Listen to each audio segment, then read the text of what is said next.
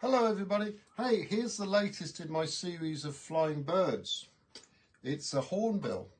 Now, I know they look very much like the toucans, but in fact they're not related. It's a completely different family. And if they look familiar, it's because there was a hornbill in The Lion King, Zazu, narrated by Rowan Atkinson. Do you remember?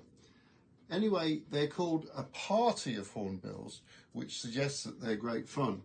In fact, I was in Africa and I'd ordered a breakfast and I went to get some pepper and salt literally a few feet away, and when I came back there were a whole bunch of these eating my breakfast. They're actually rather intimidating in real life. So there we are. Anyway, they make a nice pattern, I think. I'm pleased with this mosaic. And as usual, I've written a verse to accompany the piece, which goes like this: a party of hornbills. Imagine if you were a farmer. What could do more harmer than these guys coming to call?